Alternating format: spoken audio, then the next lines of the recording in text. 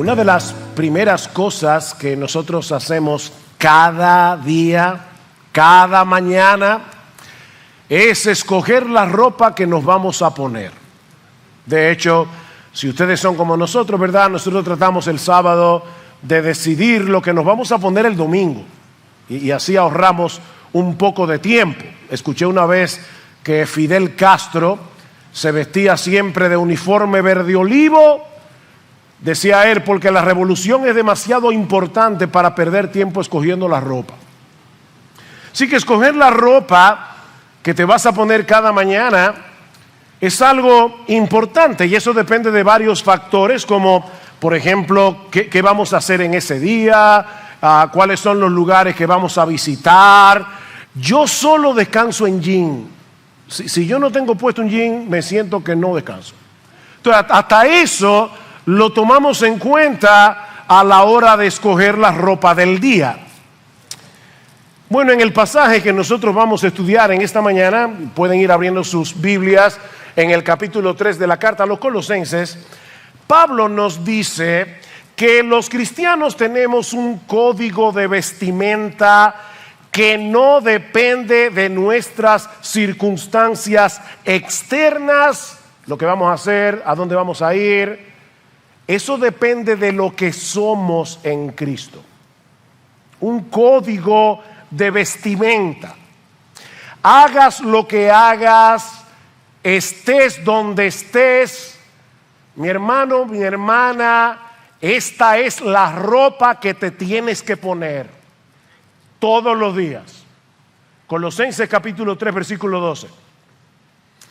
Entonces, como escogidos de Dios, santos y amados, revestíos, vístanse de tierna compasión, bondad, humildad, mansedumbre y paciencia, soportándoos unos a otros y perdonándoos unos a otros si alguno tiene queja contra otro. Como Cristo os perdonó, así también hacedlo vosotros, y sobre todas estas cosas vestíos de amor, que es el vínculo de la unidad. Hasta este punto de la carta, Pablo ha venido hablando acerca del cambio radical que se ha producido en nosotros los creyentes debido a nuestra unión con Cristo. Mis hermanos, desde el momento mismo de la conversión, el creyente queda unido a Cristo por la fe. Nosotros estamos en Él, Él está en nosotros. Se trata de una profunda, íntima, deleitosa identificación y unidad que de paso no podemos entender del todo, ¿verdad? De este lado de la eternidad, con nuestras mentes finitas, pero esa unión con Cristo tiene enormes repercusiones para nuestras vidas aquí y ahora. En Colosenses capítulo 3, versículo 3, Pablo dice que tú y yo hemos muerto con Cristo. En el capítulo 3, versículo 1, Pablo dice que tú y yo hemos resucitado juntamente con Él. En el versículo 3, Pablo dice que nuestra vida está escondida con Cristo en Dios. En el versículo 11, Pablo dice que Cristo es el todo en todos. Cristo es nuestro todo. Cuando Cristo murió en la cruz del Calvario, Él firmó el acta de defunción de ese viejo yo, esclavo del pecado, que tenía un montón de cuentas pendientes con la justicia de Dios. Mi hermano, piensa en todos los pecados que tú has cometido en toda tu vida, los que vas a cometer, lo que te resta. El viejo yo que cometió todos esos pecados está muerto. Muerto juntamente con Cristo. Pero no solo eso, no solo hemos muerto con Cristo, sino que también resucitamos con Él para comenzar a vivir una nueva vida, una nueva vida que es energizada por el Espíritu de Cristo que mora en nosotros. El teólogo norteamericano Michael Horton lo dice de esta manera: Dios no viene a nosotros a mejorar nuestra vida, sino a acabar con ella. ¿Oíste eso? Dios no vino a hacernos una mejora. Él vino a acabar con nosotros. No a transformar al viejo Adán, sino a matarlo y a resucitarnos juntamente con Cristo para andar en novedad de vida. Si estamos en Cristo, somos una nueva creación. Las cosas viejas pasaron. De manera, mis hermanos, que la verdadera santidad no consiste únicamente en darle muerte a los pecados que caracterizaban a nuestro antiguo yo. No, la verdadera santidad también consiste en el desarrollo de un carácter que es conforme a nuestra nueva identidad en Cristo. Y ese es el primer aspecto que Pablo enfoca en nuestro pasaje, nuestra nueva identidad en Cristo. Vean el versículo 12 otra vez. Entonces, como escogidos de Dios, santos y amados, revestíos. Escogidos de Dios, santos y amados. Esa es nuestra identidad. Hace unos años ocurrió un hecho muy lamentable en un show en Las Vegas, cuando un tigre blanco, que por cierto murió hace unos años atrás, atacó al ilusionista Roy Horn, lo mordió en el cuello y comenzó a arrastrarlo por el escenario delante de todo el público que miraba horrorizado lo que estaba sucediendo. De hecho, quedó en gravedad por un buen tiempo. Y aunque Horn sobrevivió al ataque, ese fue el final de su carrera como ilusionista. Recientemente, uno de los hermanos que estuvo con nosotros en el intensivo pastoral hizo referencia a este incidente y más específicamente al comentario que hizo un comediante norteamericano que dijo lo siguiente refiriéndose a lo que había sucedido esa noche. Dice: ese tigre no se volvió loco, ese tigre se volvió tigre. ¿Sabes cuándo estaba realmente loco? Cuando andaba en un monociclo con un casco de Hitler, porque eso era parte del show. Mis hermanos, aunque lo sucedido esa noche fue espantoso, deberíamos esperar que un tigre se comporte como un tigre, no como un payaso. Lo raro es que se comporte como un payaso. Bueno, lo que Pablo está diciendo aquí es que si tú y yo somos cristianos, se debería esperar que nos comportemos como cristianos. Nosotros tenemos una identidad, una nueva identidad, una nueva naturaleza. Lo que Pablo está diciendo aquí es que si hemos muerto y resucitado con Cristo de tal manera que Él es ahora el todo y en todos, vivamos a la luz de esa realidad. Hay algo que Dios ha hecho por nosotros y en nosotros que hace del pecado una incoherencia. A veces uno se pone una ropa para ir a cierto lugar y dice: no, esa ropa no es apropiada. O a veces los esposos, ¿verdad?, que no tenemos el sentido de la estética que tiene nuestra esposa, nos dice: esa corbata no te pega.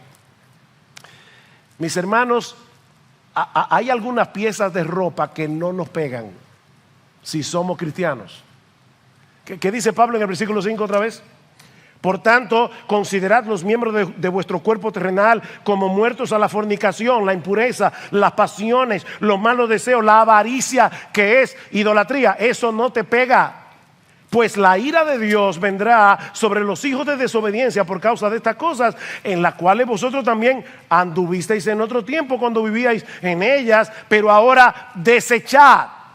Ve a tu closet y toma esa ropa sucia, contaminada, maloliente, y bótala. Desechad también vosotros todas estas cosas: ira, enojo, malicia, maledicencia, lenguaje soez de vuestra boca, la mentira. Versículo 9: porque os habéis vestido del nuevo hombre, el cual se va renovando hacia un verdadero conocimiento conforme a la imagen de aquel que lo creó. Somos un nuevo hombre en Cristo.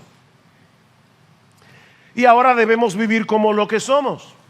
Él murió en la cruz del Calvario para restaurar en nosotros la imagen de Dios. ¿Y saben dónde vemos la imagen de Dios? Plasmada en Cristo. Plasmada en Cristo. ¿Tú sabes para qué vino Cristo al mundo? Para hacerte igualito a Él. Ese es su trabajo.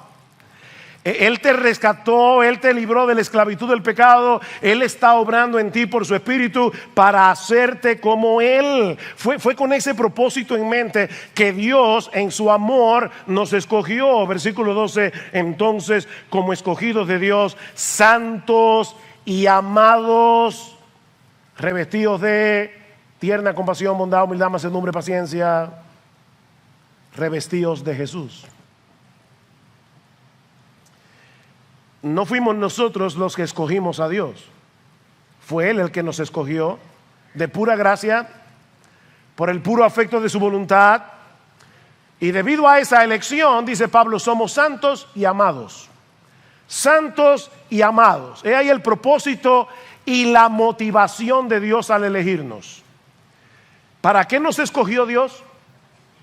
Para que vayamos por el mundo pavoneándonos porque somos los elegidos. Por supuesto que no. Pablo dice en Efesios 1:4 que fuimos escogidos en Cristo desde antes de la fundación del mundo para que fuésemos santos y sin mancha delante de Él. Fuimos escogidos en amor para ser santos. Tito capítulo 2 versículo 11 dice que la gracia de Dios se ha manifestado. Y me encanta ese texto porque ¿saben quién es la gracia de Dios que se ha manifestado? Jesucristo. Él es la encarnación de la gracia. La gracia de Dios se ha manifestado a todos los hombres, enseñándonos que renunciando a la impiedad y a los deseos mundanos, vivamos en este siglo sobria, justa y piadosamente.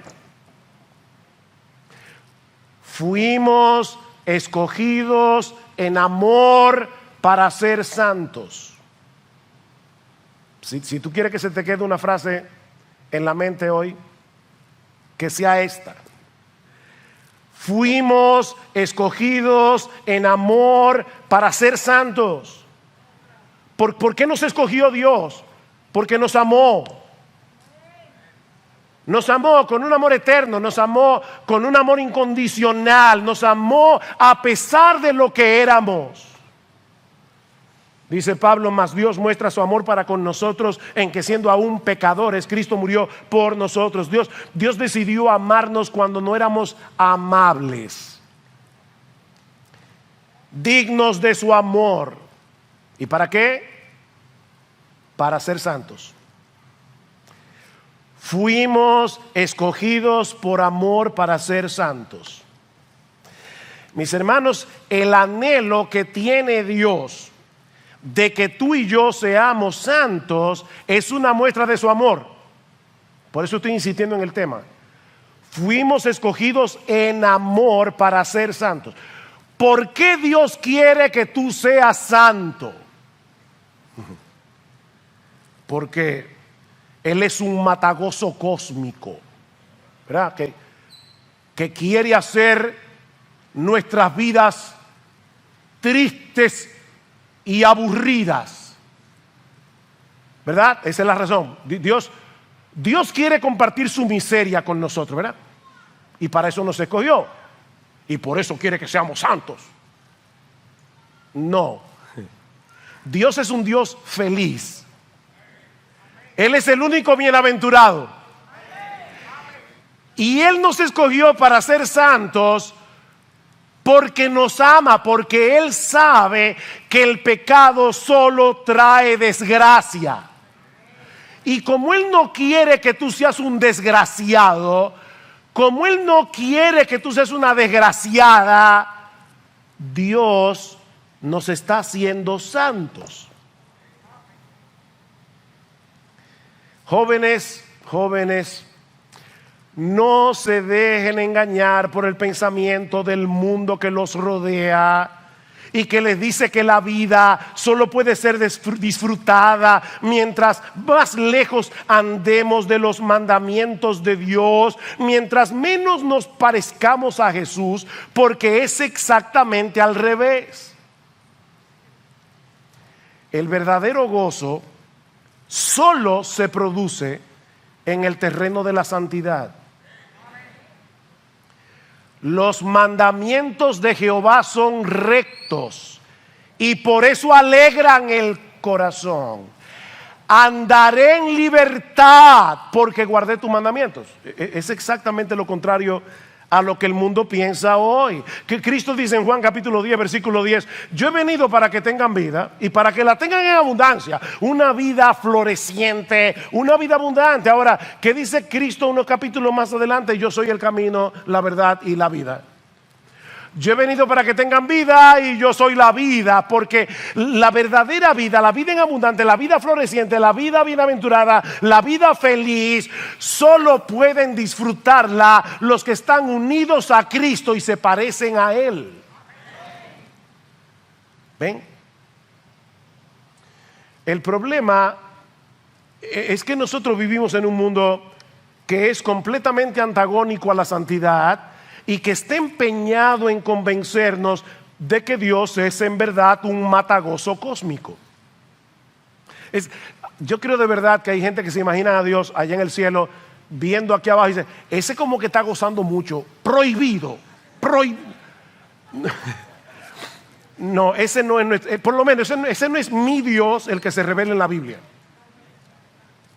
No, Dios es como ese padre responsable que entra a la cocina y ve a su niño de 5 años jugando con un cuchillo muy filoso que le puede hacer daño, y entonces dice: deje el cuchillo. Pero se lo dice por amor a él, porque busca su bien.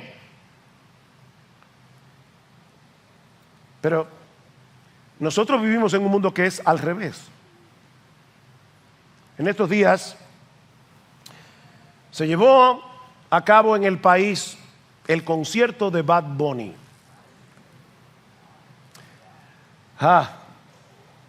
Según nuestros diarios, el estadio olímpico ese día o esos días se llenó a reventar. Eso decía el titular de uno de nuestros periódicos. El estadio olímpico se llenó hasta reventar. Tengo entendido, alguien comentaba que cuando las boletas se pusieron a la venta, en menos de media hora se habían agotado todas las boletas.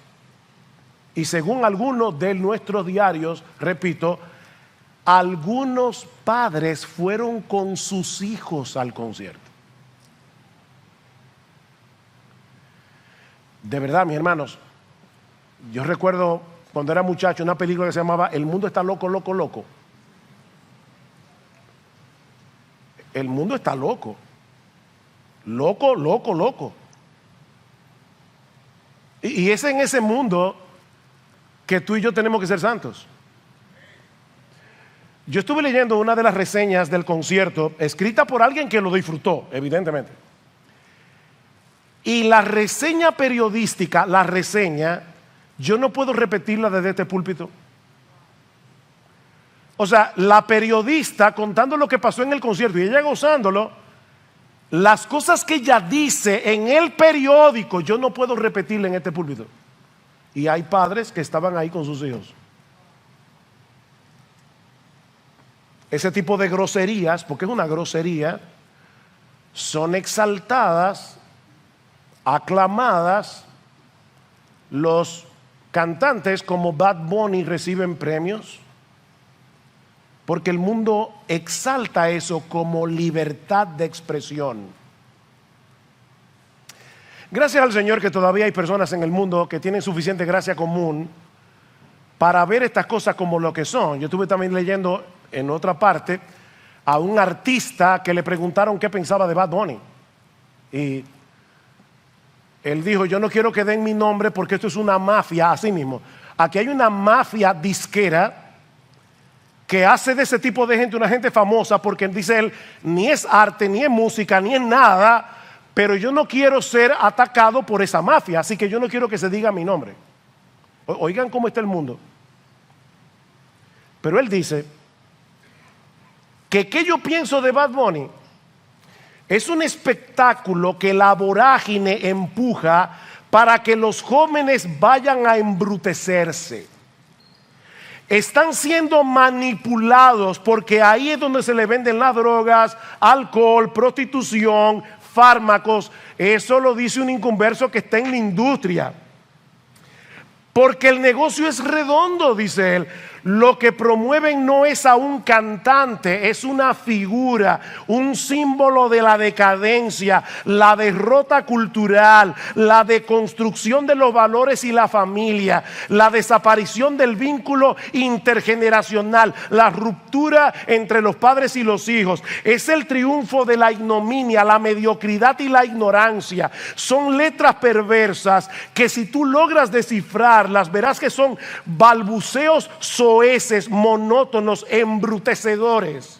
Es triste y lamentable que los niños oigan esas expresiones desde la primaria y por imitación se promueve esa forma tan primitiva y tan básica de ver la vida. Es un tema de propagación y de contagio. Estos supuestos artistas no cantan, y aunque cantaran, ¿de qué sirven si los ponen a cantar esa asquerosidad?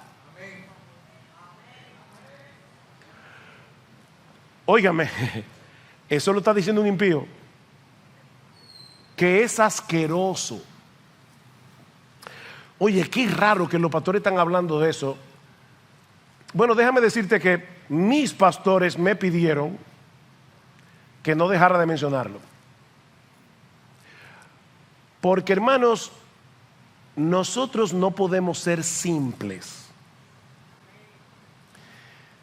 Nos están dañando a nuestros hijos.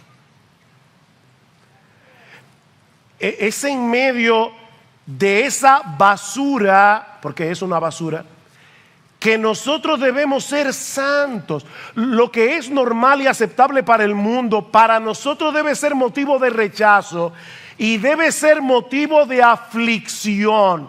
Mira, mi amado hermano, mi amada hermana, y por si acaso, no estamos diciendo esto porque hayamos sabido que alguien aquí haya ido a este concierto. Yo supongo que no.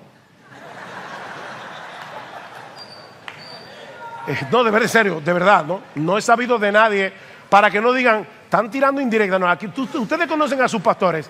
Si nosotros supiéramos de alguien que fue al concierto, lo abordaríamos directamente, porque eso es una barbaridad. Ahora, y por amor, porque amamos al hermano o a la hermana, a quien sea, pero no es por eso que lo estamos trayendo, por si acaso. Pero óyeme, aunque tú no hayas ido al concierto, que yo espero que no, obviamente, si ese tipo de cosas no te afligen, es porque sin darnos cuenta nos estamos acostumbrando al mal olor. Ese es el problema aquí. Es como la gente que vive en lugares que tú dices, pero ¿cómo hay gente que vive alrededor de Duquesa, el vertedero? Tú vas ahí y no aguantas del olor, pero hay gente que vive ahí. Es que a todo se acostumbra uno. Nos estamos acostumbrando a no ver algo tan malo, a pesar de que Dios lo vea nauseabundo. Ay de los que a lo malo dicen bueno y a lo bueno malo, que hacen de las tinieblas luz y de la luz tinieblas y de las tinieblas luz, que ponen lo amargo por dulce y lo dulce por amargo. Mis hermanos, Cristo murió por nosotros y nos cambió desde adentro para que a lo malo llamemos malo y a lo bueno bueno. Efesios capítulo 5, versículo 3.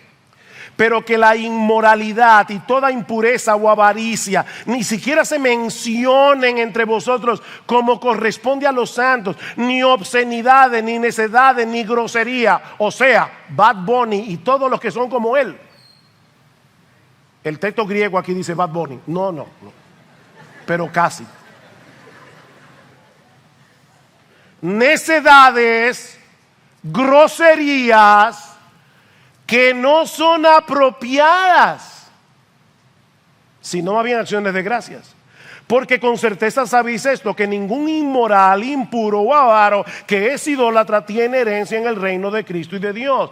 Que nadie os engañe con palabras vanas. Eso es libertad de expresión. No, eso no es libertad de expresión. Eso es esclavitud de expresión. Eso es una basura. Eso es una porquería degradante. Eso es lo que es. Que nadie os engañe, pues por causa de estas cosas, la ira de Dios viene sobre los hijos de desobediencia. Esto es nauseabundo para Dios. Por tanto, no seáis partícipes con ellos. No se puede. Porque antes erais tinieblas. Ven, otra vez la identidad. Pero ahora sois luz. En el Señor andad como hijos de luz, porque el fruto de la luz consiste en toda bondad, justicia, verdad. ¿Son esas cosas las que se oyen en esos conciertos?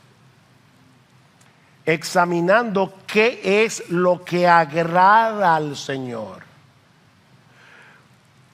Nadie me ha preguntado eso, yo espero que no me lo pregunten nunca, pero si alguien me pregunta, pastor, ¿es parte de la libertad cristiana? ¿Se puede ir a un concierto de ese tipo? Bueno, yo te voy a responder con otra pregunta. ¿Puedes tú invitar a Cristo para que vaya contigo?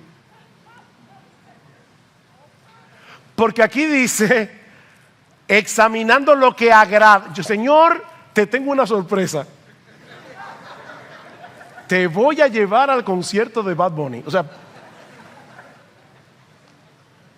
yo espero que esa risa sea una evidencia de por supuesto que no. Y acuérdate que nuestra vida está unida ¿a quién? A Cristo. ¿Puedes tú ir a ese concierto dejando a Cristo afuera? No. Estás unido a Él. No se puede. No participéis en las obras estériles de las tinieblas, sino más bien desenmascaradlas. Eso es lo que estamos haciendo hoy aquí. Porque es vergonzoso aún hablar de las cosas que ellos hacen en privado. Y la desvergüenza es tan grande que ya ni en privado lo están haciendo en público. Y la gente lo aplaude. Obviamente leyendo a Pablo uno se da cuenta, porque uno dice el mundo sí está mal. No, miren, si Bad Bunny hubiera vivido en la época de Pablo, hubiera llenado el Coliseo romano. Porque era tan decadente como lo es nuestra sociedad en el día de hoy. Lo que pasa es que hoy tenemos medios de comunicación más masivos. Esa es la diferencia. Pero los creyentes en esa sociedad tenían que ser santos, tenían que ser como Cristo. Mis hermanos, cuidado, los seres humanos podemos llegarnos a acostumbrar al mal olor de la basura cuando permanecemos demasiado cerca de ella. Y los creyentes no estamos exentos si no nos cuidamos. Cuídate de lo que tus ojos ven. Cuídate de lo que tus oídos escuchan. Cuídate de los lugares que tú visitas. No porque somos legalistas, sino porque somos santos. Fuimos escogidos por amor para ser santos. Cristo nos hizo libres a precio de su sangre para que andemos en verdadera libertad. Porque, ¿saben por qué muchos jóvenes a veces sin mucha convicción van a eso? Porque no quieren verse raros. ¿Ven? Es como mis amigos van, yo no quiero ser un quedao, entonces déjame adaptarme un poco. Ok, lo que te estoy diciendo es que Cristo compró libertad para ti a precio de su sangre, para que tú no te dejes arrastrar por ese disparate. O sea, para que tú digas, no, yo prefiero no oler basura. Así que como Cristo me hizo libre, es para que yo pueda decir que no. Y pueda decir que sí a lo que tengo que decir que sí, porque ahora somos al revés de lo que éramos cuando éramos incrédulos. Mis hermanos, Cristo nos escogió para transformarnos gradualmente, para que seamos cada vez más como Él. Lo que nos lleva a nuestro segundo encabezado. Pablo dice aquí, primero tenemos una nueva identidad en Cristo, pero en segundo lugar Pablo dice, ¿cuál es la vestimenta que corresponde con esa nueva identidad? Ya vimos la nueva identidad en Cristo, veamos ahora cuál es la ropa que nos pega. Versículo 12. Entonces, como escogidos de Dios, santos y amados, revestidos de tierna compasión, bondad, humildad, mansedumbre, paciencia. Esa es la ropa. Ese es nuestro código de vestimenta. ¿Y quién es el que debe ponerse la ropa? ¿Quién es el que debe tomarla del closet y ponerse la ropa? Tú y yo. Revístanse. Es nuestra responsabilidad revestirnos de ese carácter en dependencia del Espíritu Santo. ¿Y cuáles son las piezas de ropa? En primer lugar, debemos vestirnos de tierna compasión. Tierna compasión. No se trata simplemente de una fría involucración con personas que están en necesidad. Es de una misericordia entrañable, dice la Reina Valera del 60. Es una misericordia que nace de las entrañas. Es una simpatía con el que sufre, que te remueve las tripas. Eso es lo que dice el texto. Y que te mueve a la acción. No te permite ser un espectador distante. Y eso no es fácil, hermanos, porque en todos nosotros hay una tendencia a quitar la vista del que está en necesidad. Hay una tendencia a colocar nuestras necesidades por encima de la de todo el mundo. Lo natural no es que seamos entrañablemente misericordiosos. Lo natural es que seamos egocéntricos. Es que seamos egoístas. ¿Cómo podemos luchar contra la tendencia del corazón de tal manera que podamos vencer la indiferencia, el egocentrismo y vestirnos de entrañable misericordia? El Evangelio. El Evangelio. Dios tuvo misericordia de ti y de mí cuando éramos unos miserables. Nos amó cuando no teníamos nada en nosotros mismos que fuera digno de su amor. Él nos vio en necesidad. Él nos vio sumidos en nuestra miseria y en vez de quitar la vista, nos amó y se involucró. Y ahora Pablo dice, vístanse de esa misericordia. Es una pena, pero el concepto que mucha gente tiene de un hombre santo es un fariseo que no se compadece de los demás porque él está siguiendo un conjunto de reglas. Por eso una niña oraba y decía, Señor, yo te pido que los malos se vuelvan buenos y que los buenos se vuelvan amables. Es triste que una niña lo perciba de esa manera. O sea, los buenos son los hipercríticos, los santurrones, los fariseos. No, los buenos son los que ven a una persona en su pecado, los que ven a una persona en su miseria y quiere involucrarse. Se les remueven las tripas. Entrañable misericordia.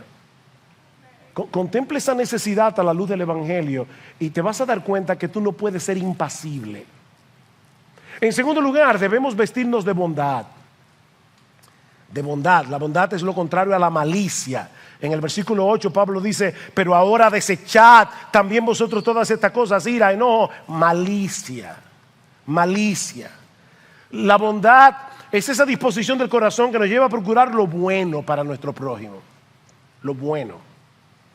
El hombre bondadoso disfruta al ver el bienestar del otro. Está dispuesto a sacrificar sus intereses personales para que el otro reciba un bien. Es, como dice alguien, amor es tu felicidad a costa mía. Eso es la bondad. ¿Qué dice la Biblia de Cristo en Hebreos capítulo 12? Que por el gozo puesto delante de él sufrió la cruz. Por el gozo puesto delante de él. ¿Cuál era el gozo de Jesús? Bueno, en primer lugar, hacer la voluntad de su Padre. Eso le daba gozo. Mi comida es hacer la voluntad del Padre. Pero en segundo lugar, ¿sabe cuál fue el gozo de la cruz? Tu salvación y la mía. Por el gozo puesto delante de él. Cristo vio al pueblo que iba a comprar con esa sangre y dijo, Padre, estoy dispuesto a morir en esa cruz. Y ahora Pablo está diciendo, Tú eres uno de los beneficiarios de eso. Vístete de bondad. En tercer lugar, debemos vestirnos de humildad. De humildad. La humildad es esa actitud de la mente que nos lleva a vernos tal cual somos, pecadores, gusanos del polvo, merecedores de la ira de Dios, y nos lleva a ver a Dios como lo que Él es. O sea, la humildad es verte a ti como lo que eres, ver a Dios como lo que Él es. Eso es humildad. Y actuar en consecuencia. No se trata del individuo que dice o piensa, yo no puedo hacer nada bien. Hay personas que creen que ser humilde significa, fulano, tú pudieras dar una clase de escuela dominical. Ay, no, yo soy un inútil. No, o sea, ¿cuáles son los dones que Dios te dio? Ponlo en funcionamiento en el pueblo de Dios, para el beneficio del pueblo de Dios. Humildad es saber que tú tienes un don, pero que ese don te lo dio Dios. Entonces tú pones tu don en operación, pero la gloria no te la llevas tú. La gloria se la lleva a Él, porque Él fue que te dio ese don. 1 Corintios 4, 7, ¿qué tú tienes que no hayas recibido? Y si lo recibiste, ¿por qué te glorías como si no lo hubieras recibido? 1 Corintios 15, 10, por la gracia de Dios, dice Pablo, yo soy lo que soy y su gracia no ha sido en vano para conmigo. Pero es por la gracia que yo soy lo que soy. Lo contrario a la humildad es el orgullo, obviamente. El hombre orgulloso no solo es aquel que se cree superior a los demás, no, es más que eso. El problema del orgulloso es que él cree que el mundo debe girar en torno a él. Mis intereses, mis gustos, mis deseos, mis inclinaciones, mis demandas, mis problemas. Una persona orgullosa se distingue porque siempre está ofendido y siempre está agraviado. Tú te ofendes mucho. A cada rato tú te ves, no me tomaron en cuenta, o eso que dijeron de mí no fue justo. Tú eres un orgulloso. Todo tu problema es orgullo. No te justifiques, mi hermano, mi hermana, no te justifiques. Pero es que fueron injustos. Ajá. ¿Y si hubieran sido justos? Tú no eres peor de lo que esa gente cree que tú eres. ¿Cuál es el problema? Recuerden una cita que decimos mucho aquí de Martin Lloyd-Jones: el que está en el piso no tiene miedo de caerse.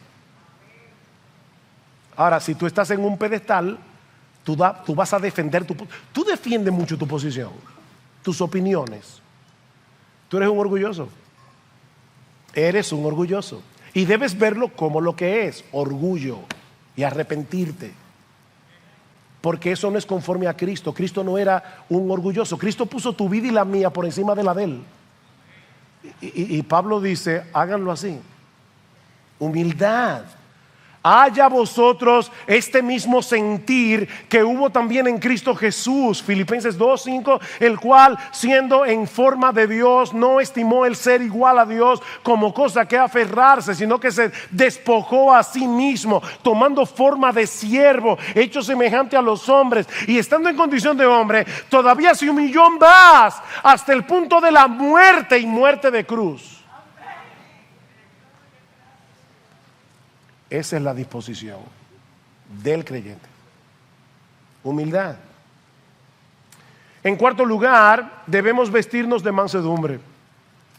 Mansedumbre. Y esta es probablemente una de las virtudes cristianas más mal comprendidas, porque muchas personas piensan que alguien manso es una persona débil, es una persona que no tiene convicciones propias o no tiene la capacidad de defender sus convicciones. Pero mis hermanos, nada más lejos de la realidad. ¿Quién es la persona más mansa que ha pisado este planeta?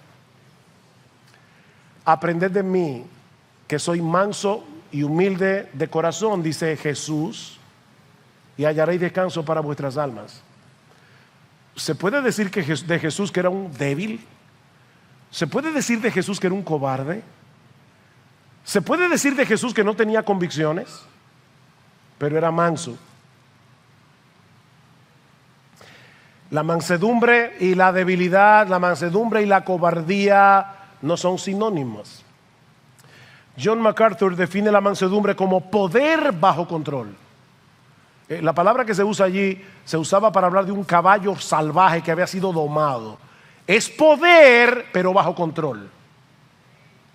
Una persona mansa es aquella que puede reaccionar con gentileza, con consideración, aun cuando lo hieren, cuando lo provocan, porque es mansa.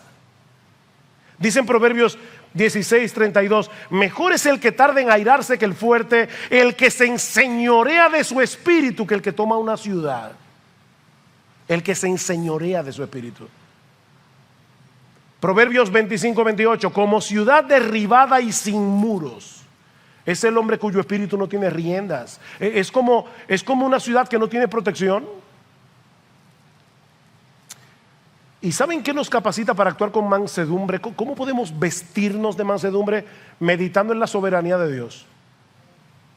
Meditando en la soberanía de Dios. Una fe inquebrantable en la soberanía de Dios te va a ayudar a ser manso. El problema nuestro es que nosotros pensamos, si yo no tomo el control, si yo no me defiendo, si yo no reacciono, me van a pisotear. Pero si yo pienso, es que Dios tiene el control y por lo tanto no tengo que tenerlo yo, voy a poder descansar tranquilamente en la soberanía de Dios. Óyeme, que tú no tienes el control, ni yo tampoco, lo tiene Dios. Confía en Él. Así que debemos vestirnos de misericordia, de benignidad, de humildad, de mansedumbre. Debemos vestirnos de paciencia. Vístete de paciencia. Esta palabra puede ser traducida como capacidad de aguante. Capacidad de aguante. Transmite la idea de una persona que es presionada por las pruebas, presionada por otros, presionada por lo que sea, y no se rompe. No se deja controlar por la ira, no se deja controlar por el enojo, no se deja controlar por el deseo de venganza. No importa cuánto sea provocado. ¿Te parece difícil eso? Es que es difícil. Pero déjame hacerte una pregunta. ¿Cuántas veces tú provocaste a Dios cuando eras un inconverso? Y Dios ahí tranquilamente esperándote con paciencia. ¿Cuántas veces tú has provocado a Dios después que te convertiste? ¿Y cómo te trata Dios? Yo siempre he dicho que uno de los atributos divinos que yo más aprecio es la paciencia de Dios. De verdad, en serio. Porque si Dios fuera como yo, hace rato que yo me hubiera quitado la salvación.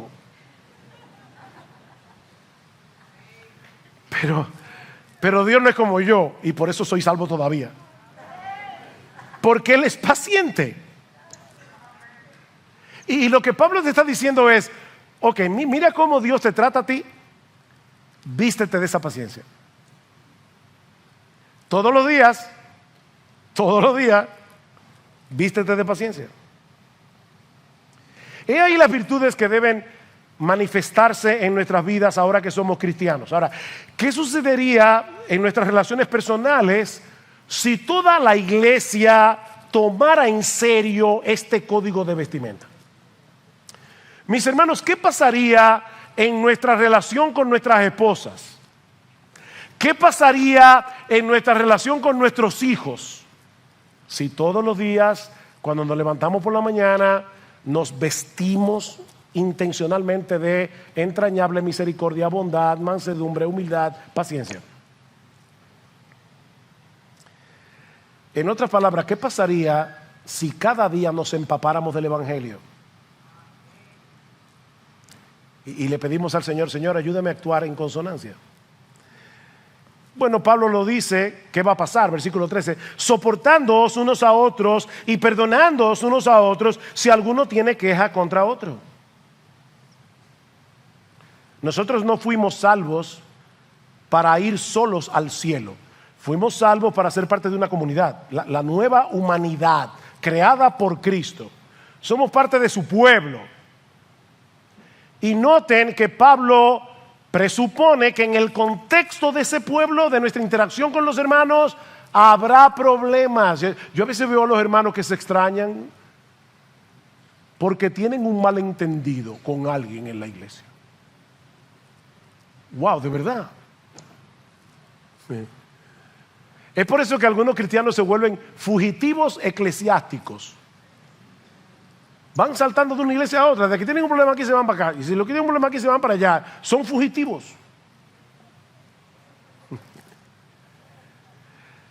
Mis hermanos, no sé si te has dado cuenta, pero no hemos llegado al cielo. Todavía estamos rodeados de personas que tienen pecado remanente, como tú lo tienes también. Sí sé que me han oído decir esto más de una vez en este púlpito, pero este poemita que dice vivir con los santos en el cielo, eso será una gloria. Vivir con ellos aquí abajo, eso es otra historia. Que no hemos llegado al cielo. Pero déjame ahora ir un paso más allá. No solamente se trata de que no hemos llegado al cielo, es más que eso. Es que Dios está usando esos problemas, está usando esas tensiones, está usando esos malos entendidos para que podamos vestirnos de todo eso.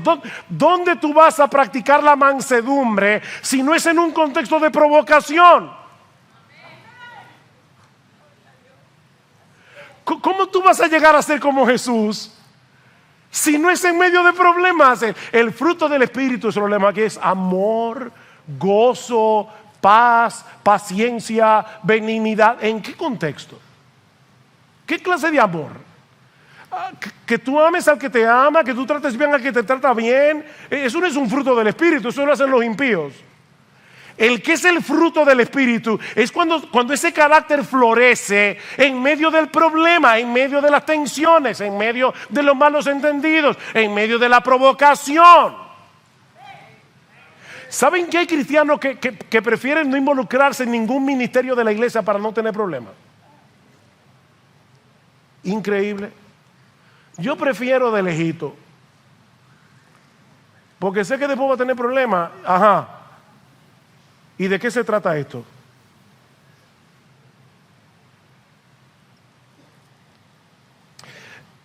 La diferencia, mis hermanos, es que ahora nosotros podemos lidiar con esos problemas de una manera diferente a cómo el mundo trata con sus conflictos. No solo tenemos los recursos que necesitamos para soportarnos unos a otros, para perdonarnos unos a otros, es que tenemos el ejemplo más impresionante de eso. En Jesús, ¿qué dice Pablo? Como Cristo os perdonó, así también hacedlo vosotros. ¿Y cómo fue que Cristo nos perdonó? De pura gracia. De pura gracia. Vinimos, pedimos perdón y Él nos perdonó. Mira, mi hermano, si tú estás vestido del Evangelio, si estás vestido del Evangelio y no de ti, porque de esto es que se trata, tú tienes que ser cada vez menos tú, cada vez más Él. Es de eso que se trata esto. Si tú estás vestido del Evangelio y alguien te ofende, no te vas a concentrar en el agravio del ofensor. No. Te vas a concentrar en esa bendita gracia de Dios por la cual fuiste perdonado y vas a querer ser un instrumento en las manos del Señor para ayudar a tu ofensor a ser más santo.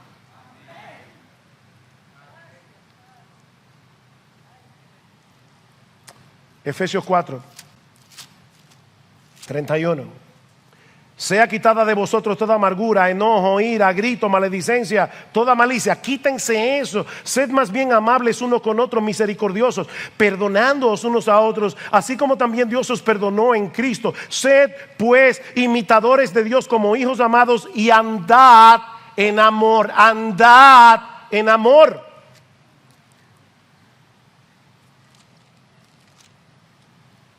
Miren, hermanos, perdonar no es fácil. Perdonar duele.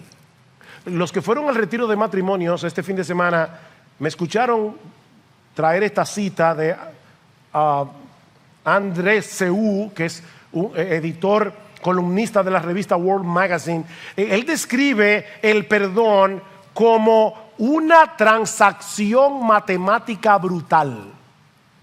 Eso es el perdón. Una transacción matemática brutal. Es mi dolor en lugar del tuyo. Me trago la deuda. Absorbo la miseria que yo quería repartirte a ti. Y te quedas impune. El perdón se forja en la agonía privada antes de que llegue a la amnistía pública. ¿No fue eso lo que hizo Dios con nosotros? Él se tragó la deuda. Cristo la absorbió en la cruz. Y ahora Pablo te está diciendo, tú fuiste beneficiario de eso. ¿Y por qué tú no puedes perdonar? ¿Por qué tú no puedes perdonar?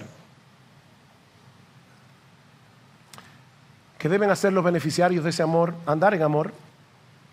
Pablo concluye diciendo, y sobre todas estas cosas, este es el coat ahora, ¿verdad? Nos pusimos la ropa, ahora no ponemos el cover, el coat. ¿Cómo dice? Se me fue la palabra. El sobre todo. Vestido de amor, que es el vínculo de la unidad, o el vínculo de la perfección, traduce Hendrickson. Si hay algo claro en la Escritura, es el lugar preeminente del amor en la vida del creyente. En esto conoceráis todos que son mis discípulos, si tuvierais amor los unos por los otros. Ahora permanecen la fe, la esperanza y el amor. Estos tres, pero el mayor de ellos es el amor. El fruto del Espíritu es amor. El amor es preeminente. ¿Es el amor lo que mantiene la cohesión de la iglesia? ¿Es el amor lo que hace posible que seamos entrañablemente misericordiosos, bondadosos, mansos, humildes, pacientes? Es el amor. En otras palabras, es el amor lo que nos hace cada vez más semejantes a Jesús. Porque recuerden, mis hermanos, a final de cuentas es de eso que se trata todo. No es seguir un conjunto de reglas, es ser como Jesús. Por eso Pablo lo resume todo en Romanos capítulo 13, versículo 14, dice, vestíos del Señor Jesucristo. ¿Qué debemos hacer? Vestirnos de Jesús. Ya Él no tenía que añadir nada más. Él es la encarnación de cada una de esas virtudes que se mencionan aquí. Y lo grande es que Cristo no solamente es el modelo, Él es el motor. O sea, él nos dice, este es el ejemplo, pero yo te voy a impulsar con mi ejemplo a ser así. El amor de Cristo nos constriñe pensando esto, que si uno murió por todos, luego todos murieron, y por todos murió para que los que viven ya no vivan para sí, sino para aquel que murió y resucitó por ellos. El amor de Cristo. El amor de Cristo debe movernos, debe empujarnos a ser cada vez más como Él y cada vez menos como tú, como yo.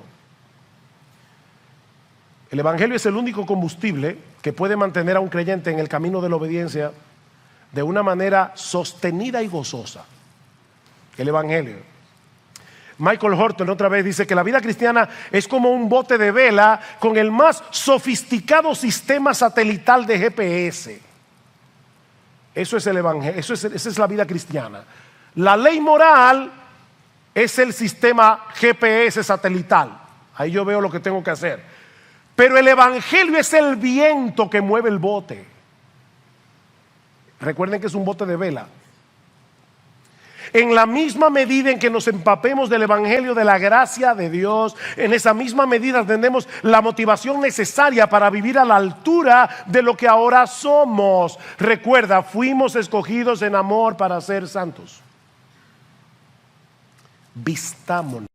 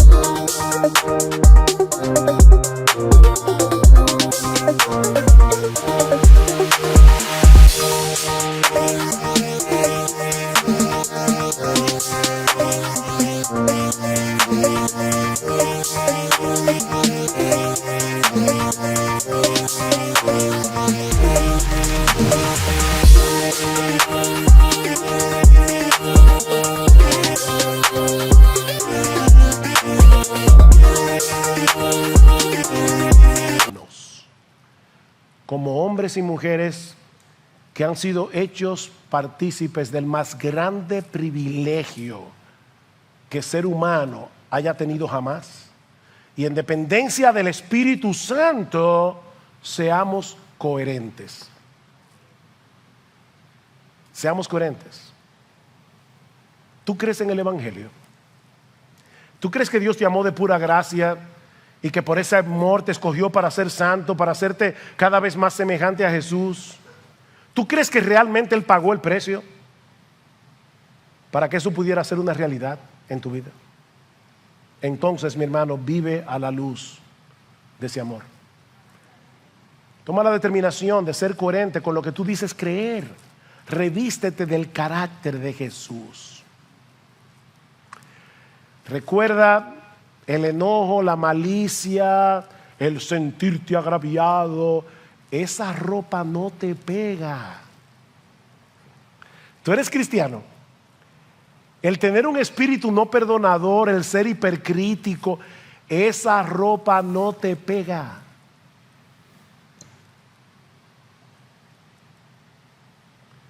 En vez de justificar tus actitudes que son contrarias a Jesús, acude continuamente al trono de la gracia como una persona necesitada, porque Dios ha prometido que allí encontraremos gracia para el socorro oportuno. Señor, yo no puedo, pero todo lo puedo en Cristo que me fortalece.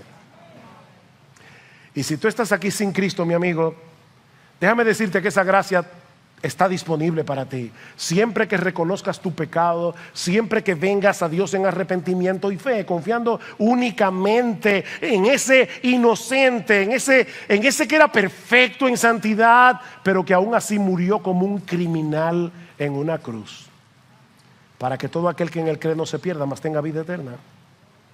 Si vienes arrepentido y reconociendo tu pecado, tu necesidad de un Salvador, serás recibido, aceptado, perdonado, adoptado en esta misma hora, porque Él ha prometido que no va a desechar a nadie que venga a Él, clamando por misericordia.